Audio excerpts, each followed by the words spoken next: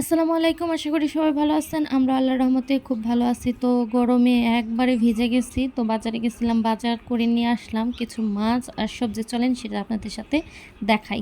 তো এই যে দেখেন পোটলা, পোটলা কত মাছ নিয়ে আসছি। ৪ রকমের মাছ, ৪ না সরি ৫ রকমের। এখানে দুন্দুল, ঢেঁড়স আর কাঁচামরিচ নিয়ে আসছি। এটুকু কাঁচা বাজার আর হচ্ছে মাছগুলো নিয়ে আসছি। তো কি মাছ আনলাম সেটা আপনাদেরকে দেখাবো। তার আগে হচ্ছে গিয়ে শিং মাছগুলো মা হচ্ছে গিয়ে বৃষ্টির পানি দিয়ে জ্যাঠায় নিতেছে।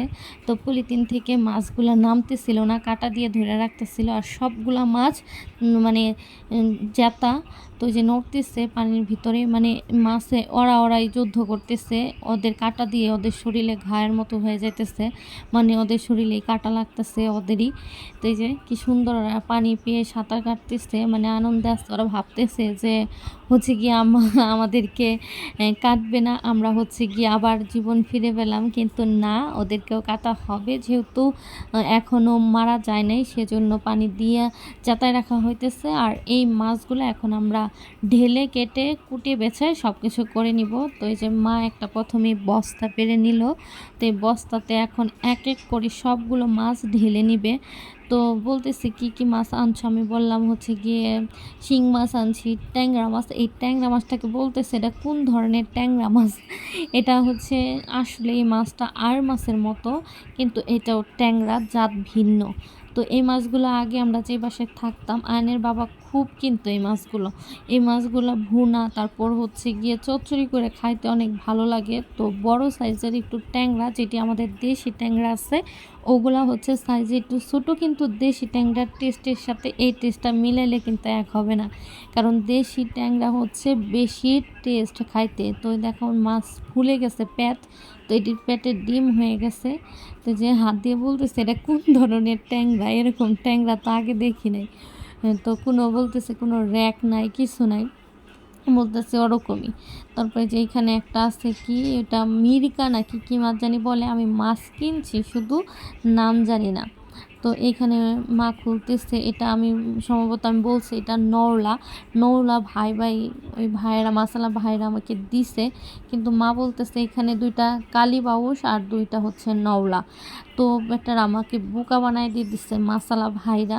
তো যে বলতেছে ওইটাও কালীবাউস আর এইটাও কালো বাউস। আমি বলতেছি যে থাক, ব্যাপার না, একটা হইলেই হোক, খাওয়ার দরকার, শুধু খাবো।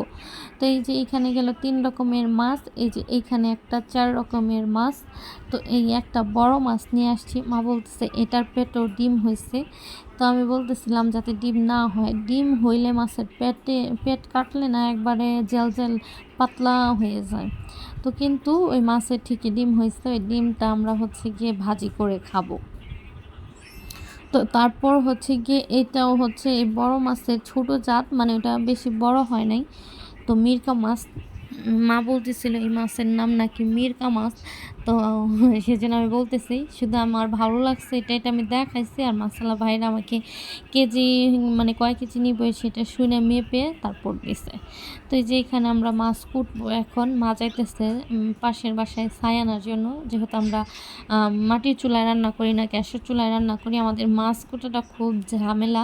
তো মানুষের বাড়ি থেকে যায় ছাই আই না, তারপরে হচ্ছে গিয়ে আমাদের মাছ কুটা লাগে, এই হচ্ছে একটা বড় ঝামেলা। আর আমরা এইভাবে যে ছোটো আমাদের এখানকার বাজার থেকে বাজার করি না, আমরা ফরিদপুর থেকে আমি আর আয়নের বাবা যায় মাছ নিয়ে আসি। সেই মাছ কাটাইয়া মানে সব কিছু করে নিয়ে আসি। তো কোনো ঝামেলা হয় না, বাসায় এনে শুধু হচ্ছে সুন্দর করে ধুয়ে মুছে প্রসেস করে নিই।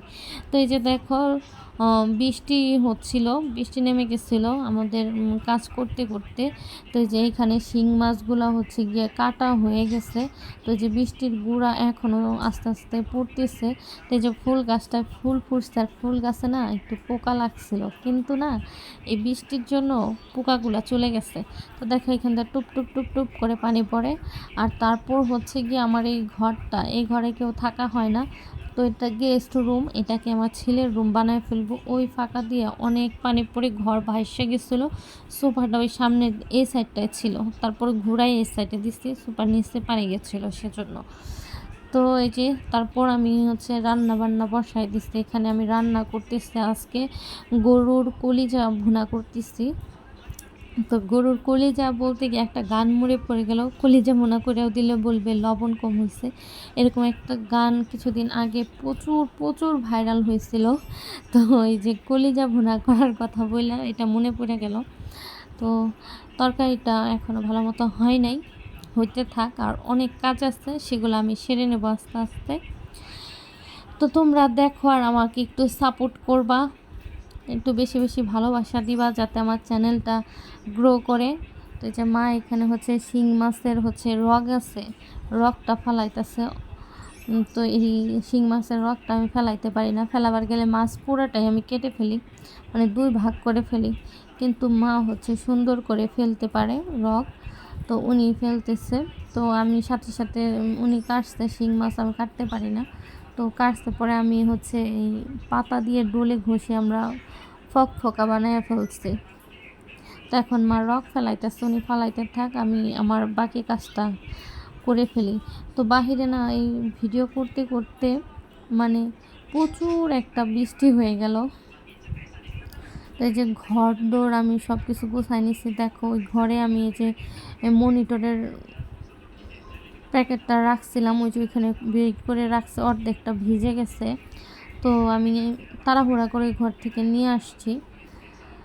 তো ঘর দৌড় আমার মোটামুটি আমি সকালবেলায় একটু গুছায় নিচ্ছি। তো যখন আমার মনিটর টানি গুছায় টুছায় একবারে সাইড করে রেখে দিছি।